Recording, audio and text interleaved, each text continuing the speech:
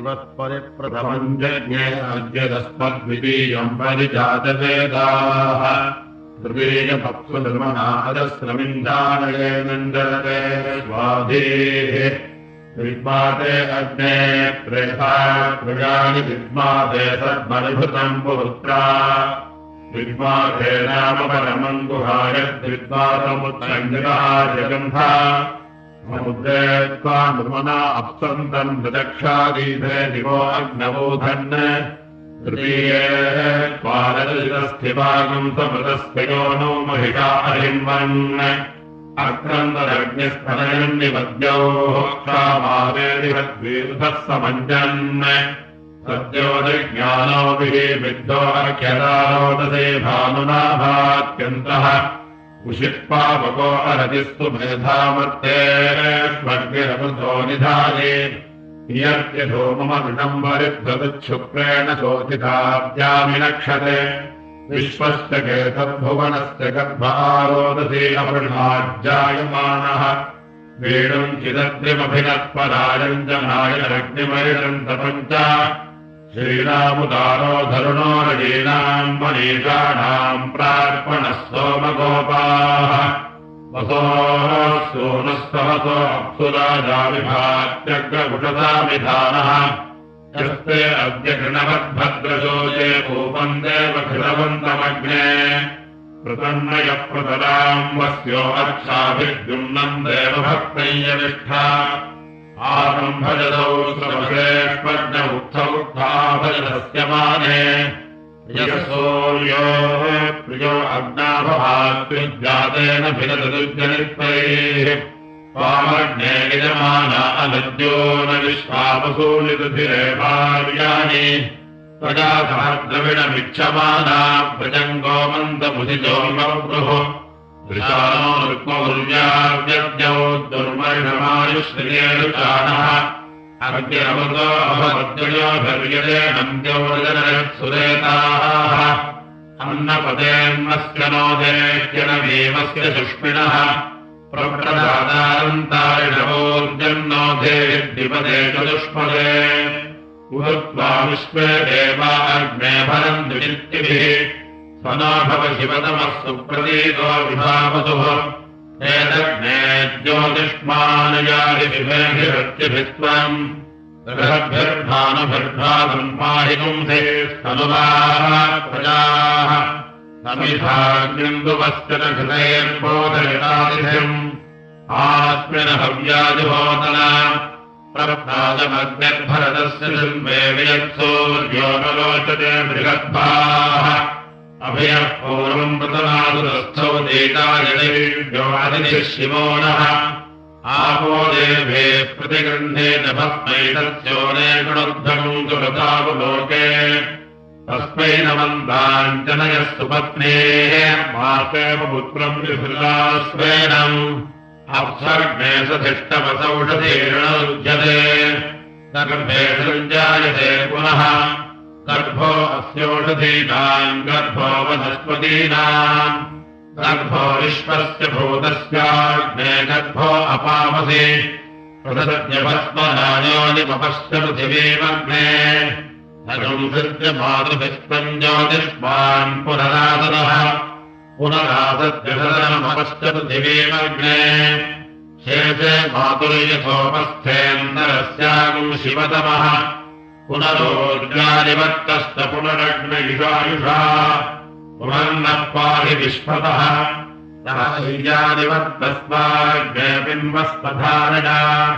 विश्वप्सृजा विश्वतस्पदे पुनस्त्वादित्या रुद्रावसवः समिन्धताम् पुनर्ब्रह्माणो वसुमेधयज्ञैः घृतेन त्वम् तनवो वर्धयस्पदत्याः सन्तु यजमानस्य कामाः बोधानो अस्य वचतो यविष्ठमगुहिष्ठस्य प्रभृतस्य स्पधावः ईयरित्वो मरुत्वो गृणादिबन्धारुस्ते सर्वम् वन्दे अग्ने तमोदिशोदिर्मतमावसुपरिः योध्यस्मद्वेषागुंसि अपेतवीतविजसत्पतातोले प्रस्थपुराणाये च नूतनाः तदार्णयमोपसानम् पृथिव्या अग्रण्यमम् पितरो लोकमस्मै अग्नेर्भस्मास्यग्ने पुरीणपतिकम् ज्ञानपतिकामधरणम् मयितेकामधरणम् भूयात् संयावः प्रियास्तनुवः सम्प्रिया हृदयानि वः आत्मा वो अस्तु संप्रियः संप्रियास्तनुभो मम अयंसो अग्निर्यस्मिन् स्वाममिन्द्रस्तुतम् तथे जठरेवावसानः सहस्रियम् वाजमत्यन्यसप्तिगुंससवान् सूर्यवेदाजवेदः अग्ने दिवो अर्णमच्छादिकास्यच्छा देवागुमूजितेभिष्टियाये परस्ताद्रोजने भूर्यस्त्रियाश्चावस्तादुपतिष्ठन्तापः अग्ने यत्ते दिविवर्तः पृथिव्याययोषेष्वप्सुवायजत्रा येनान्तरिक्षमुर्वादन्धर्वेणस्य भानुरन्तरो निदक्षाः पुरेष्यादो अग्निनः प्रावणेभिः सजोषः विडदन्तागुम् हव्यमाहुतो न वीवायुषो महीः इडामग्ने पुरुदगुम् तगुम् तलिङ्गोश्वस्वत्तमगुम् हवमानाय साधा यान्नस्तोनस्तनयो विलावाग्ने जाते सुमतिर्भोत्वस्मे अयम् तेजो निर्वित्तयो यतो जातो मनोजथाः सञ्जानन्नग्नारोहासानो वद्धनालयम् इदसितया देवतयाङ्गिरस्मद्ध्रुवादीतपरिचितसितया देवतयाङ्गिरस्मद्ध्रुवादीतलोकम् प्रणच्छिद्रम् प्रणातोऽसीदशिवात्मम् इन्द्राग्ने त्वाम् बृहस्पतिरस्मिनयो नावसीडतन् तास्य चोददोहतस्त्वमग्निश्रेणन्ति पृष्ठयः जन्मम् देवानाम् विशः पुष्पारोचने दिवः सवितगुम् सङ्कल्पेथागुम् सम्प्रिणौरो जिष्णोतु मनस्य मानौ इडमोऽद्यमपि संवसानो सम्भावनागुंसितम् व्रतासमुचित्तान्याकरम् अग्ने पुरेष्याधिपाभवात्पन्नः इडमोर्जय्यजमानायधेः पुरेष्यत्वमग्नेन हिमान् पुष्टिमागुम्मसे शिवा कृत्वादिशः सर्वास्वाय्योनिविहासनः भवतन्नस्तमनसमुतमो गदावलेपसौ मारिज्ञकम् हिगुम् दष्टम् मारिज्ञपतिञ्जातवेदसौ शिवो भवनमर्जनः मातेव पुत्रम् पृथिवी पुरेष्यमग्निज्ञस्वेदो नामभारुका ताम् विश्वैर्देवैर्ऋतुभिः संविधानः प्रजापतिर्विश्वकर्मा विमुञ्चतु यतस्य पारेण शुक्रम् ज्योतिरजायत तन्नः परिणतिर्विष्मानरस्माः नमस्तु ते निर्दये विश्वरूपे यस्मजम् विजता बन्धमेतम् यमेन त्वय्यव्यासंविधानोत्तमन्नागमधिरोहयेमम् यत्ते देवे निर्दिरा भवन् ददामग्रीवास्त्वपि सत्यम् इदम् वेदद्यश्याम्यायुषो नमध्यातसो जीवस्मितमध्यप्रमुक्तः यस्यास्ते अस्यात् क्रूर आसञ्जो मेषाम् बन्धानामसज्जनाय भो विरजित्वा जनाभितम् निरजित्वाहम् परिवेद विश्वतः असंवन्तमैदमानमिच्छस्तेन स्वेत्याम् तस्करस्यान् वेदि अन्यमस्त्वदिच्छदान इत्यानमो देवि निर्देतुभ्यमस्तु देवी महन्निर्तिम् वन्दमानः पितेव पुत्रम् सृगेवतोभिः विश्वस्याजायमानस्तवेदशिरशिरः प्रतिशोदेविचष्टे निवेशनः सङ्गमनो वसूनाम् विश्वारूपाभिचष्टे सचीभिः देवगिवसमिता सत्यधर्मेणस्थौतफलेपतीनाम् संवरत्रादधातनैराहावान् कणोदर चिन्तामहावटमुद्रिणम् वयम् विश्वाहातस्तमक्षितम् निष्कृताहार्ववटगुम् सुवरत्नगुम् सुचेतनम् मुद्रिणगुम् चिन्त्ये अक्षितम् धीरा युञ्जन्ति कवयो युगामितम् वदे पृथगे धीरा देवेतुम् नया युगातनोदकृतेनोपवदेहबीजम् विराजस्वट्यस्वफलासम् नोदेदीर्घन्यापक्वमायते लाङ्गलम् पवीरवकुम् सुषेवकुम् सुमतित्सरो उदुत्कृतदिकामुनिम् प्रभर्त्यम् च पीवरीम् प्रस्थावद्रथवाहनम् सुनन्नःफालाविकृतम् तु भूमिकुम् सुनङ्गेनाथ अभियन्तु वाहान् सुतम् पर्यन्यो मधुनापयोभिष्पुनादीनामुनमस्मातु दत्तम् कामम् कामदुदे दुःखमित्राय वरुणाय च इन्द्रायाग्नये गोष्ठमोढुभेभ्यः प्रजाभ्यः हृदेन ते कामदुनादमक्ता विश्वैर्देवैर्णवदापदुर्भिः ओर्जस्पति पयसा बिम्बमाधास्मान् शीघ्रे पयसाभ्यामवृत्वा या जाता गोढुदयो देवेभ्यस्त्रिलिङ्गम् पुरा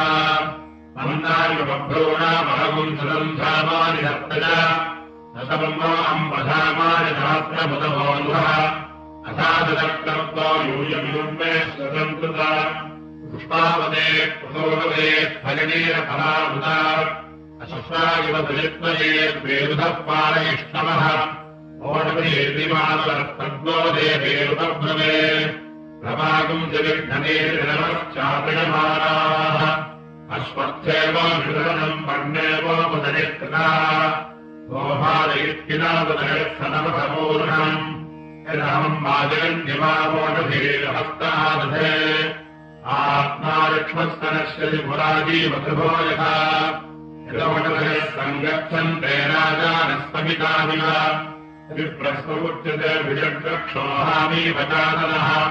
निष्कृतिर्नामो माताथा यूनज्ञस्तसङ्कृतेः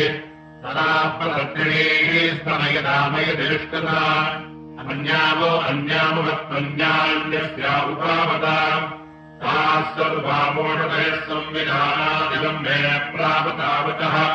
उच्छुष्मामोढधीनाङ्गावो गोष्ठादिवेरते नरकम् न निश्यन्ति नामात्मानम् तव पूर्णा अविश्वापरिष्ठास्तेन प्रजमप्रमुः ओढदशस्तादित्यपयत्किञ्च सर्वागुणपः यास्तादत्तुरात्मानय्याः विदुर्परः तास्त्रैलक्ष्मम् विबाधन्तामुग्रो मध्यमशेव साकैयक्ष्मप्रपदस्येनेन निकिदेविना साकम् वादश्रद्धाज्ञा साकन्नस्य निराकया अश्वापतेगुम् सोमपते मूर्जयन्ते मुदवचनम् आविक्षितर्वावोढधे रत्नाहैकलादये या परिणेर्या फला पुष्पायाष्टपुष्पिणीः बृहस्पतिप्रदोतास्तानामुञ्चन्तगुम्भतः या वोढुतयस्वराज्ञे प्रविष्टाः पृथिवे मनो प्राभान्तमस्युत्तमा प्रणो जीवातवेदुप अपपदन्ते लपदन्ति मवोढुतयः परे यन्देव पश्नवामहेन दरिष्यादिपूर्णः यास्तेजमुपजन्मन्ति याश्च दूलम् परागताः इहतङ्गत्यनाः सर्वा अस्मै यन्नत्वभेषजम् मावोर्षरितायस्मैकाहम् खनामिमः दिवश्चतुष्पदस्माकम् सर्वमस्मनादुलम् ओढुतयस्तम् वदन्ते सोमेन सहाज्ञाः यस्मै करोति ब्राह्मणस्तनुम् राजम् पालयामहि मानवैवम् ते जनकाय प्रसव्यायो भाजवगुम् सत्तधर्मादिजान यश्चापश्चन्द्राभिषतेर्जजान यस्मै देवाय समिधा विधेम अभ्यावर्तस्वपृथिवीज्ञेन पयसा सह अपान्ते अग्नेषितोपधर्पदो अग्नेयत्ते शुक्लय्यच्चन्द्रय्यत्पूतय्यद्विज्ञियम् अर्देवेभ्यो भरामति इषमोर्जमहमितादरस्तथाम् न अमृतस्तयोनेः आनोकोटविषत्कोटधेदुदहामि चेतिमनिरामैव आज्ञेतवश्रवो वयो बहिभ्राजन्तत्ययो विभावतो बृहद्भावतमसावाजमुख्यम् दधानितामुदेकवे यज्ञन्नग्ने पथयस्वदन्तभिरस्मे रायो अमर्त्या तदर्शतस्य वपुषोभिराविलिभणिराधिकम् गजम् ओज्योनभाज्यातवेदस्य सप्तिषद्मन्दस्पथेतितः केसितस्कन्दसद्भूरिवेदचित्रवचनो भावजाताः पावकवज्जाः शुक्रवज्जा अनोनवज्जामुदीरजिभावाः पुत्रः पितरा पितरन्नुपावस्तिभेषणक्षितवदधि नावानम् महिषम् विश्वदर्शनमग्निगुम् सोम्नायतधिरे पुरोजनाः वृत्तन्तकम् सप्रशस्तमन्ता विराडे ब्रह्माण्डायुगा निष्कर्तारमत्फलस्य प्रजेन सङ्घयम् प्रसूगासदेवहे राजम् भगोनाम् तुजम् कविकृतम् पुनक्षिधानतिगौरयम् इदस्थपरिचिलभोद्भजिलस्त्रयभ्रन्तया देवतयाङ्गिरस्मद्ध्रुवास्सीदता आप्यायस्पतमे कुजे विश्वतस्वामवृष्णियम् पवावाजस्तजम् कथे तम् देवयागुम् सितमुयम् तुमाघास्त्वम् विष्णुयान्नभिमानिषाः आप्यायमानो अमृताय सोमदिविश्ववागस्तुत्तमानि दृष्ट्वा अभ्यस्ताद्यस्वात्पदनाराधेष्वनज्ञराहतु सोमाः बृहस्पतिस्वविकातन्वाः कूटामाधात्सुकुलस्य लोके हिरक्रन्दः प्रथमम् जायमानमुद्यन्तमुद्रामुदमापुरीधान् हेणस्य पक्षाहरिणस्य बाहो वस्तु वञ्जनिमदत्ते अरुणान् अपारम् पृष्ठमधिजोहिरण्ये समुद्रमभितः पिन्वमानम् वर्धमानम् महाजपुष्करम् दिवो मात्रया परिणाप्रशस्त ब्रह्मविज्ञानम् प्रथमम् पुरस्ताद्विषेमनः वेदावः समुद्रया उपास्य विद्धास्तरस्तयो निमसदस्तनिवः हिरण्यगर्भस्तमवर्तताग्रे भूतस्य जातप्रतिरेकासीत् तदाधारपृथिवेन्द्यामुदेवाय तस्मै देवाय समिधाभिधेम दक्षश्च स्कन्दपृथिवीममुद्यागमनम् जयोर्भवः यदीरञ्जोनिमनुसञ्चरन्तम् दक्षम् च होम्यनुसप्तहोत्राः नमोऽस्तु सर्वेभ्यो ये च पृथिवीमनो ये अन्तरिक्षे ये दिविदेभ्यः सर्वेभ्यो नमः ये गौरोजिते दिवो ये मासूर्यस्य रश्मिषु एकामप्सुरः कृतन्तेभ्यः सर्वेभ्यो नमः यायनो यातुधानादान्ये कामनस्पतिदूरणो एवावटेर्सेतेभ्यः सर्वेभ्यो नमः ध्रुवाभिधरुणास्तदा विश्वकर्मणा सुकृता आत्मासमुद्रमुद्बधेन्मासु वर्णोऽग्निसमाना पृथिवीन्द्रकुम्भः प्रजापतिष्पादावेदुपदव्याः पृष्ठे वयस्पतीम् प्रसस्पतीम् प्रथोदिपतिवृत्यदिभोरदिभोऽपि तस्करिविश्वधाया विश्वस्य भुवनस्य धर्ते पृथिवेन्द्रकुम्भमधुवेम् माहिकम् धेर्विश्वस्मै प्राणाय प्राणाय ज्ञानाय दानाय प्रतिष्ठायै चरित्रायान्यष्टाभिमानमर्याः स्वस्याधर्तिना सन्तमे हतया देवतयान्यहस्मद्ध्रुवासीरा आण्डाः काण्डाः प्रदोहन्ते परुणः परुणः परे एवानोदोर्भे प्रतनसहस्रेण शतेन च यास्तेन प्रतनोडिसहस्रेण विलोहति अस्याः देवेन्द्रके विधेम हविता भजम् अटाढाविधमादासहस्पारादे सहस्पारादे यतः सहस्रपदनाः सहस्रपदन्यतः सहस्रवीर्याधितामानिन्वा मधुरादारितारिते मधुक्षरन्ति सिद्धवः माध्वेर्यन्नः सन्तोषधेः मधुनक्तमतोषधिमधुमपार्थिपदूरजः मधुद्यौरस्तु नः पिता मधुमान्नो वनस्पतिर्मधुमागुम् अस्तु सौर्यः माध्वेर्गावो भवन्तु नः महेभ्यो पृथिवीजन इमे यज्ञम् विमिक्षताम् विवृताम् नो भरेमभिः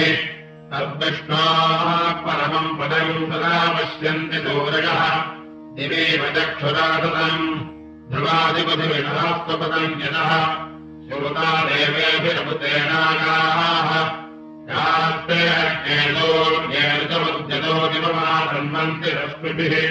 ताभिः सर्वाभिरुचेयनायनस्तुते यावो देवास्वोर्गेरुतोकोष्टश्वे विजारुतः इन्द्राग्नेताभिः सर्वाभिर्दन्नो दत्तम् बृहस्पते विराज्योतिरधारयत् सम्राज्योतिरधारयत् स्वराज्योतिरधारयत् अग्ने युक्ष्वाहेयवाश्वासो देव साधवः वहन्त्याशवः युक्ष्वासुते बभूतमातुङ्गस्वागुम् अग्ने रथेरिव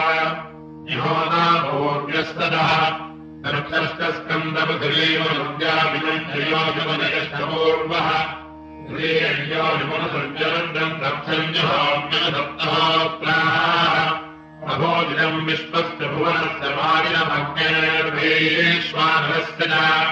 अर्घ्यज्योतिषाज्योतिष्मान् रुक्मो वर्चसावर्चस्वान् नेत्राग्नेर्वातमित्रमन्ति सरितो नधेनाः अन्तर्हृता मनसा पूजमानाः गतस्य धारा अभिजागतेमे हिरण्ययो वेदतोऽभ्यासा तस्मिन् कपर्णामधुकुलानि भजन्नास्ते मधुदेवताभ्यः तस्यादरे हरयः सप्ततीरे वसान्वहानामृतस्य धानाः आदिरम् गर्भम् वयजागमञ्जन् सहस्रस्य प्रतिमाम् विश्वरूपम् परिवृद्धिहरधामाभिवृक्षशतायुगम् गुणयमानः इमम् वाहिगुंसेर्निपालम् पशूनागुम् सहस्राक्षमेधाजीयमानः मणिमारण्यमनुदेदिशामितेन जिह्वानस्तनभो निपीता पादस्यद्धाजम् वरुणस्य नाभिवश्वम् जज्ञानकुंसलिलस्य मध्ये शिशुम् नदीशागुम् हरिमद्विबद्धमग्ने वाहिगुंसेः परमेव्योमन् इमम् वाहिगुंसेरेकनिभवम् पशूनान्तनिकृतम् वाजिनम् वाजिनेषु गौरवारण्यमनुजेतिशामितेन जिह्वानस्तनभो निपीता अजस्रबिन्दुमरुडम् भुरण्डमग्निवीडे पूर्वजित्तौ नमोभिः सर्वभिर्दुषकल्पमानोकाम् वाहिगुंसेरतिमिम् विराजम् इमगुम् समुद्रगुम् सदधानमुत्सम् वेच्यमानम् भुवनस्य मध्ये विबन्धुहानामतिचिञ्जनायाग्ने वाहिगुंसेः परमेव्योमन् गवयमारण्यमनुदेशामितेन जिह्वानस्तनभो निपीता वरोर्निन्पट्टो वरुणस्तनाभिमविञ्जज्ञानागुंसः परस्मात् महीगुंसाहस्रे मधुरस्य मायामग्ने माहिगुंसेः परमेव्योमन् इमामोर्नायम् वरुणस्य मायाध्वजम् वसूनाम् विमलाम् चतुष्पदाम् पुष्पप्रजानाम् प्रथमम् जनित्रमग्ने माहिगुंसेः परमेव्योमन् पुष्पमारण्यमनुदेशामितेन जिह्वानस्तनभो निपीता अग्निरग्नेस्तपतोऽधिरातशोनात् पृथिव्या उदवादिवस्परि येन प्रजा विश्वकर्माव्यानक्तमग्नेः परितर्णक्तो अजाग्नेन सा वा अपुष्यन्त्यनितारमग्ने तयालोहमायन्नुपमेभ्यास्तया देवो देवतामग्रायन् शरभारण्यमनुदेशामितेन जिह्वानस्तनभो निपीता इन्द्राग्नेरोचनादिवः परिवाजेन भूषसः तद्वाञ्चेदिप्रवीर्यम् शिरसद्वृत्वपुतसनो दिवाजमिन्द्रायो अस्ने बहुवेशमर्यात् इहत्यन्तावधव्यस्य भूरे सहस्रमासहनामाजयन्ता प्रजलिभ्यः प्रदनाहवेधप्रपथिर्व्याजनिनाथे दिवश्च प्रजन्भ्यः प्रगिरिभ्यो महित्वा प्रेम्राग्ने विश्वाभुवनात्यन्या मरुकायस्य हिक्षये पाधादिवो विमहसः सुगोपादमोचनः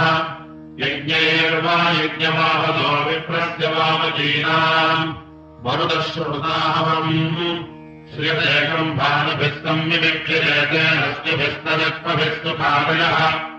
एवासीमन्तलिक्ष्मिणोऽभीरवोहिन्द्रे प्रियस्य मारुतस्य धाम्नः अपदेहेण उदुत्तमम् कयानिश्चित्राभुवदूती तदारुधस्तखाः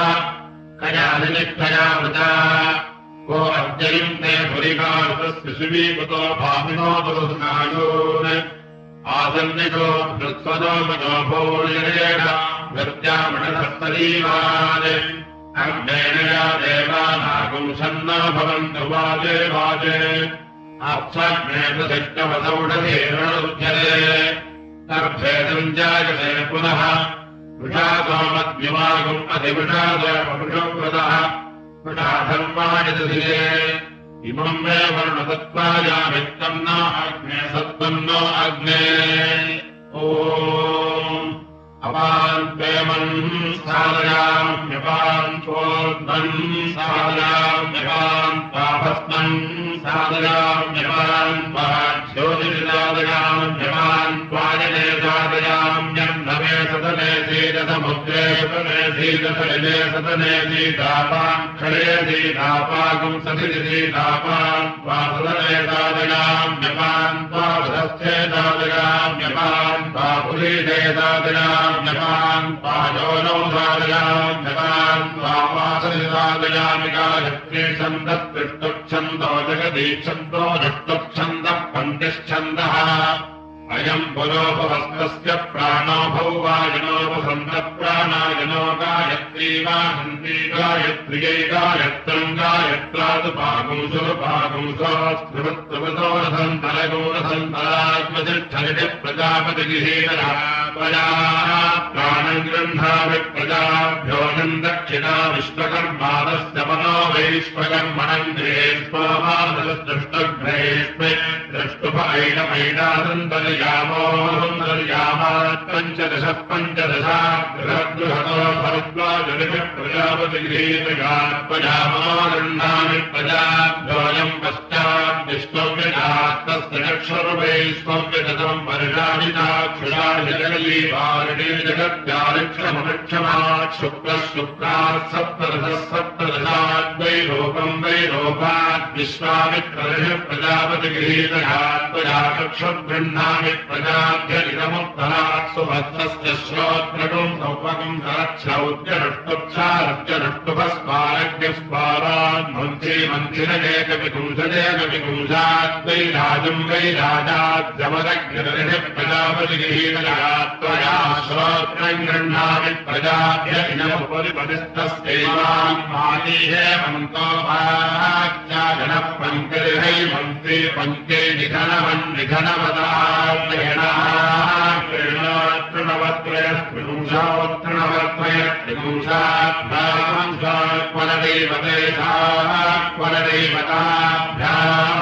विश्वकर्मणिः प्रजापतिगृहीतगात् प्रजावाचम् गृह्णामि प्रजाभ्यः राजेशाम् वसन्तरतो नामज्ञदेवता ब्रह्मद्रविणम् दुरस्तमस्तौ पञ्चदशमत्तदस्त्रवयकृतवयानाम् पुरो मातो मादस्सानगणिर्दक्षिणादिशाम् देवतो नामिन्द्रो देवता क्षत्रम् द्रविणम् पञ्चदशस्तोमस्तौ सप्तदशमत्तनित्यवाड्वयस्वेतायान दक्षिणाद्वातो वातस्वनाथहरिप्रदेशेषाम् वरदारतूनाम् विश्वे देवा देवता विद्रविणगुम् सप्तदशस्तोमस्तुभुवेकविपुंसवत्तनित्यवत्सोमयोः पश्चाद्वातो वातो हभोनरिभिर्वीर्येतुनाम् स्वरतूनाम् मित्रावरुणो देवता पुष्टम् द्रविणमेकविपुंसत्वमस्तमुत्रणवत्तनिस्तुर्यवाड्वयः स्कन्दोजानामुत्तराद्वातो वातः प्रत्वरिणिरोर्ध्वादिशागो हेमन्तशिशिरावतूनाम् बृहत्वजद्देवतावत्यो द्रविणन्तमवस्त्वमस्तमुत्प्रयत्विपुंसवत्तनिःपृच्छवाड्वयो विभोरजानाम् विष्णद्वातो वातस्तु बन्धनिः पितरः पितामहाः परेवरेतेन पान्तुलेनो मन्तस्मिन् ब्रह्मण्यस्मिन् क्षत्रेऽस्यामाशिष्यस्याम् पुरोधायामस्मिन् कर्मण्यस्याम् देवहूत्याम् ध्रुवक्षितिर्ध्रुवयो निध्रुवाधिध्रुवाय्यो निमासीनसाभ्या मुख्यस्य केतुम्बसवम् पुरस्ता रश्मिनाः ध्वर्योदालयदा विहत्वा क्षेदक्षपिदेहतीतदेवत्रा पृथिवी बृहतीरदाना आदस्थातनुभासम् विजस्वपिदेवैहितोनभासुदेवाश्विनाः ध्वर्योदालयदा विहत्वा उदायिलेव सुपदेव योधारयिन्नो वत्मबहुलगुम् सवीरम् अपामतिन्दुर्मतिम् बाधमाना राजस्पोषे यज्ञपतिमाभजन्ते सुमर्थे यजमानाय पोषमश्विनाः धर्योदालयदा विहत्वा अग्नेः पुरेशमसिते विजानीतान् पाविश्वे अभिनन्दन्तु देवाः प्रजापतस्मेत्रविनाशिरस्वाश्विनाः पर्योदानेता विहत्वा दिवो मूर्धादिपृथिव्यानाभिर्विष्टम् भजे द्विजामधिपत्रे भुवनानाम् ओर्मिर्धप्सो अपामसि विश्वकर्मा धरिरश्विना धर्योदारेण विरक्ता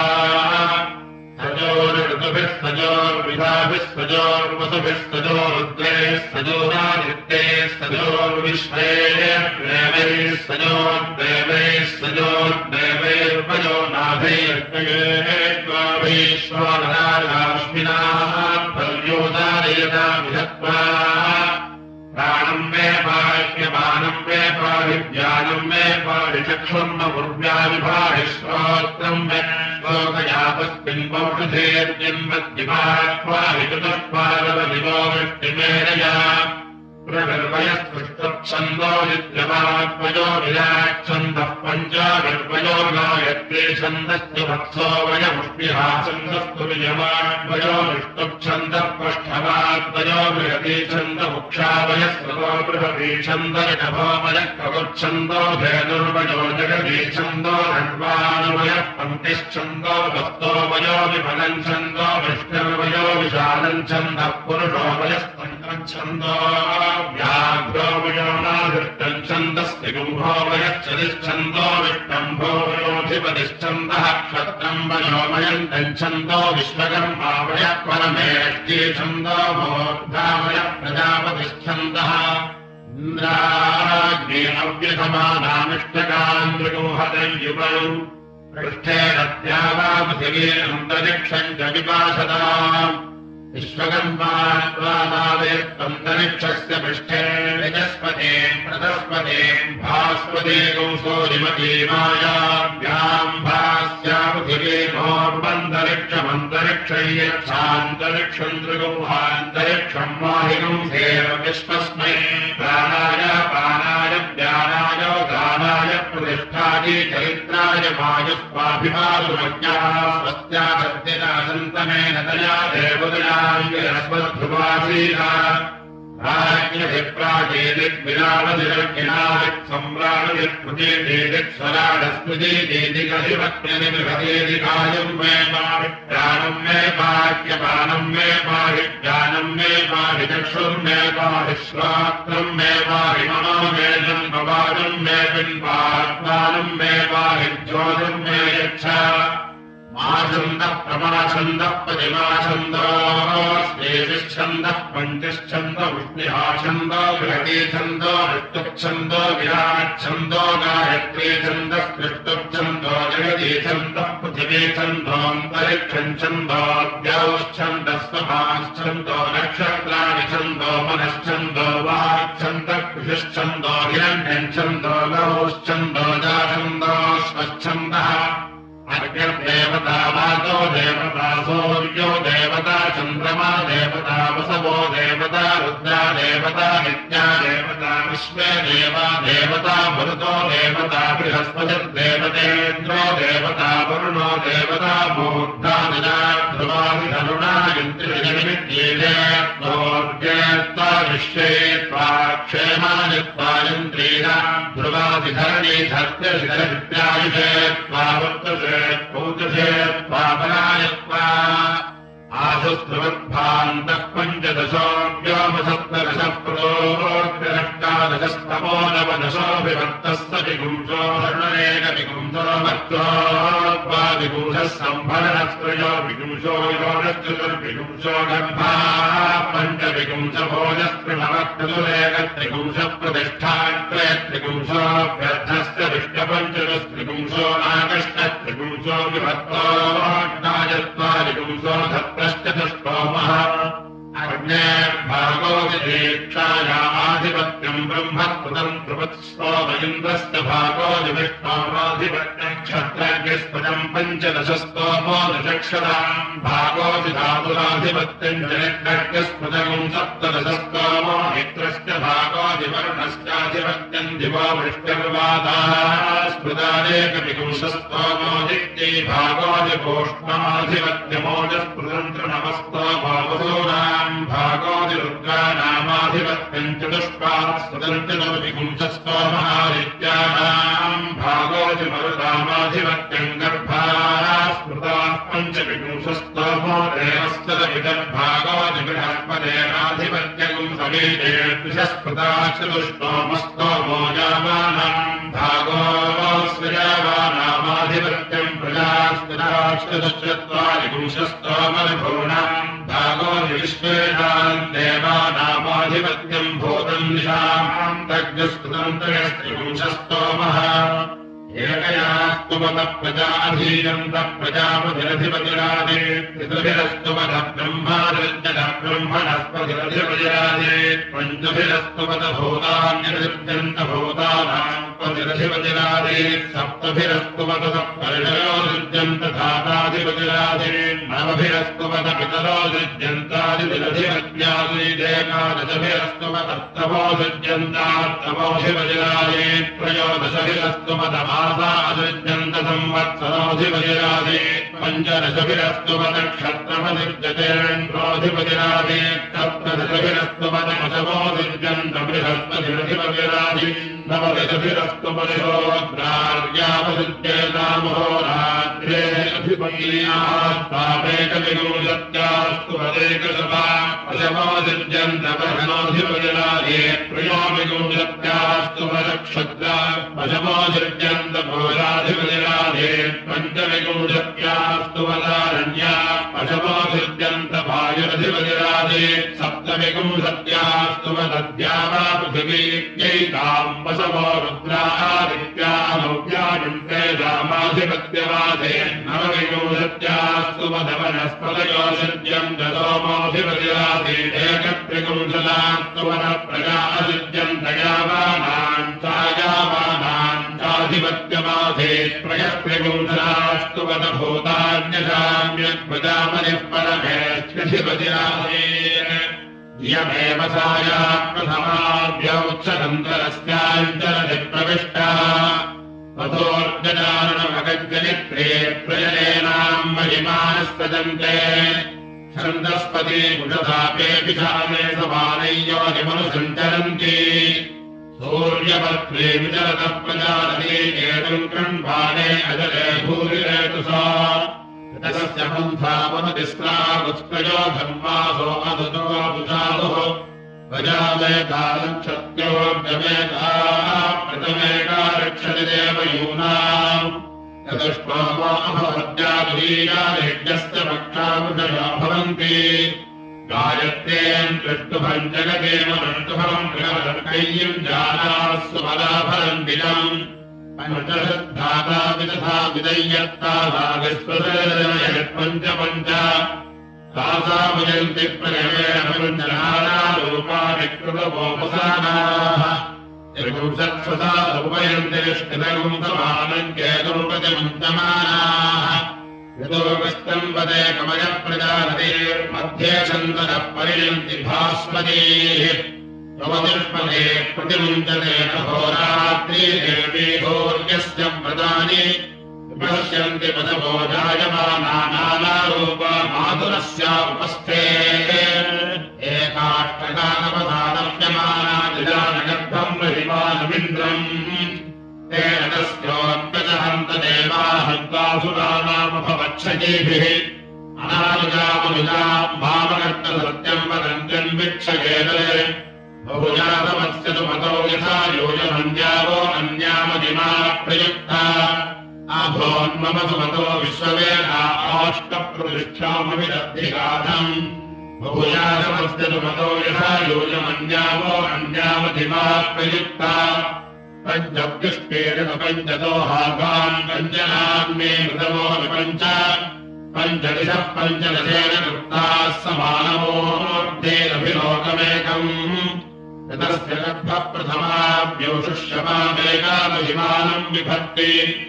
सोऽन्यस्यैकाचरदर्शितेन धर्मस्यैका सुपितैकाम् निगच्छति या प्रथमाभ्योत्सत्साधेमनभवद्यमे सा नः पयस्पति दुक्ष्मोत्तरामुत्तरागुंसमाः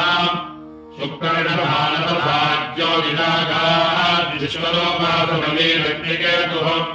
समानवत्सर्गस्य पश्यमाना बिभ्रति जलामजलकुशागाः दूराम् पत्रीः प्रथमेकमागागन्धाम् नेत्रेण नेत्रे प्रजानाम् एकासते व्यक्षस्त्रीयेन्द्रात्मञ्जलयति सर्वमन्यते अग्ने जातान् प्रणुदानः सपत्नान् प्रत्यजातान् जातवेदोऽनुदस्व अस्मे देदे सुमना अरेणन्तमस्याकुं शर्मन्त्रिवरोधमुद्भिदे समजातान् प्रणुदानः सपत्नान् प्रत्यजातान् जातवेदोऽनुदस्व अधिनाग्रोहितुमनस्य मानो वैज्ञस्यामप्रणुदानः सपत्नान् चतुश्चत्वारिपुंशस्तोमो मत्वा द्रविणपुंषोडशस्तोमवोजो द्रविणम् पृथिव्याः पुरेशमस्यप्सो नाम एवश्छन्दो परिपश्छन्दः शम्भोश्छन्दः परिभोश्छन्द आच्छन्दो मनश्चन्दो व्यधश्छन्दः सिन्धुश्छन्दः समुद्रम् छन्दस्परिदम् छन्दस्वैयच्छन्दो वियच्छन्दो बृहच्छन्दो रथन्तरम् छन्दो निकायच्छन्दो विपथश्छन्दो गिरच्छन्दो भ्रजच्छन्दः षष्टुच्छन्दो विष्टुच्छन्दः क्रतुच्छन्दः क्रियगुच्छन्दः काव्यम् छन्दो भुवञ्छन्दः पदपम् विच्छन्दो क्षरपम् निश्छन्दो विष्टारपम् निश्छन्दः क्षुरो भृद्वान् छन्दः प्रच्छन्दः पक्षश्चन्दकेवश्चन्दो परिवश्चन्दो वयश्चन्दो वयस्कृच्छन्दो विशालम् छन्दो विस्पर्धाश्चन्दश्चदिश्चन्दो दूरोहणम् छन्दः क्राम् छन्दो क्राम् छन्दः